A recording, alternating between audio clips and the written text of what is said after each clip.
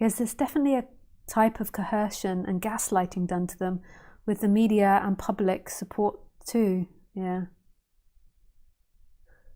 It's sad.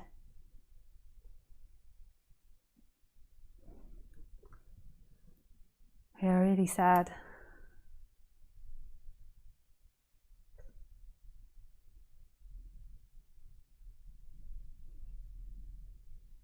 The unfortunate thing is that in the case of bullies, so the recommendation is online, is not to respond to bullies because it gives them juice.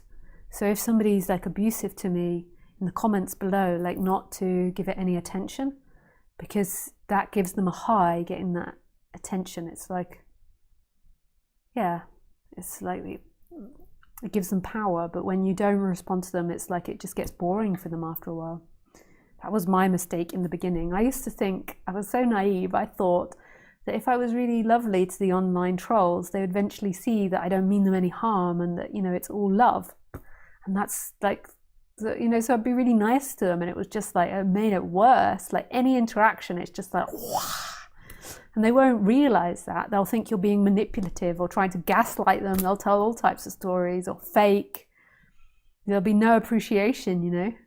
I remember like letting them come to talks for free because I was like, yeah, or like, you know, you shouldn't, you know, they would troll me about like paying for talks. So I'd let them come for free, and then they would just be really mean to me in the talks, like, and I would think, yeah, if you just give them enough, and it's really not the case, because that will remind them often, firstly, they're getting attention for it, and it will also remind them often of a childhood dynamic where their parents aren't establishing correct boundaries and saying no properly. So it's kind of like, the more you do it, the more they'll want it. Like they see that as a love, like if I hit you and you don't respond, then you love me. It won't ever sort the situation out. I was so wrong. I really used to believe that. It wasn't until about 2015 and 16, after 4 or 5 years of speaking, that I finally realized that there is people that do not have empathy. I never thought that was true. I always thought that everybody had the potential for empathy. And there's people that have very reduced empathy. And that niceness will not break a cycle of abuse. In a way, it's just adding fuel to the fire. And that really broke my heart, because I really believed that.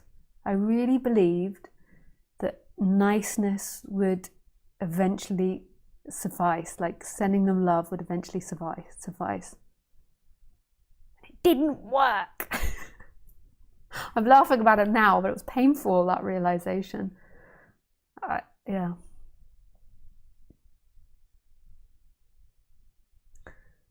Yeah.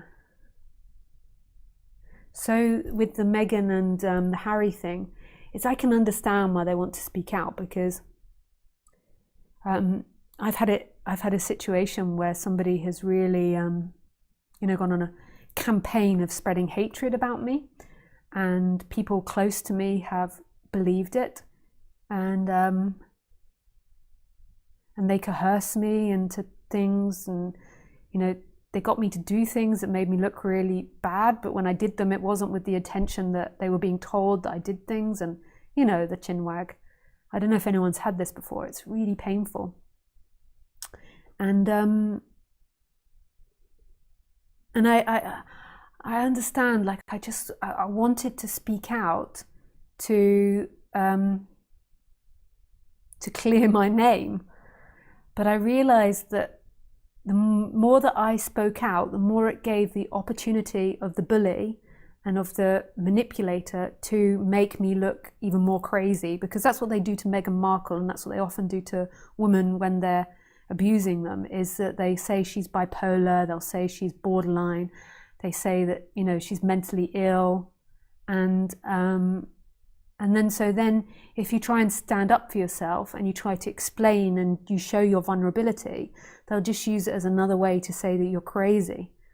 And I think one time with this one particular person I'm thinking about, I did, like not one time, but I tried to stand up for myself in a particular situation where I'd just been made to look awful, and it just made things worse, and it made the other people think worse about me. And when you research this subject, when somebody has, you know, when you've got an ex-abusive partner that like spreads a smear campaign of negativity about you, you really mustn't say too much about it. In some situations, you know, work with a therapist if this has happened to you. In some situations it's appropriate, but most of the time it's best not to say anything and just keep presenting yourself.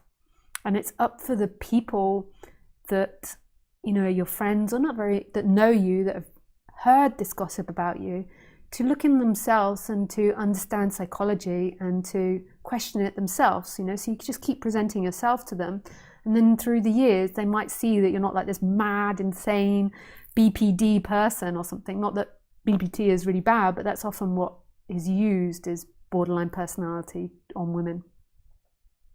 So you just keep presenting yourself, but you don't try and defend it, because defending plays into the hand often of the abuser.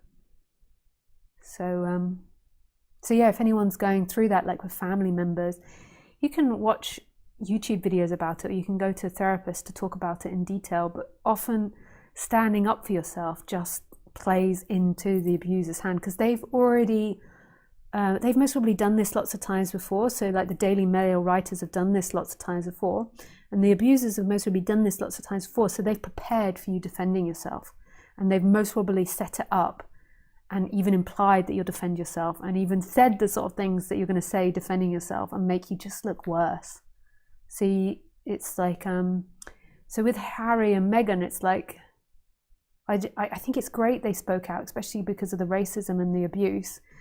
And I love it that they spoke out, but unfortunately, I think it just plays in some ways into the hands of the abusers. It just gives them juice. Like now they're just like hammering them again.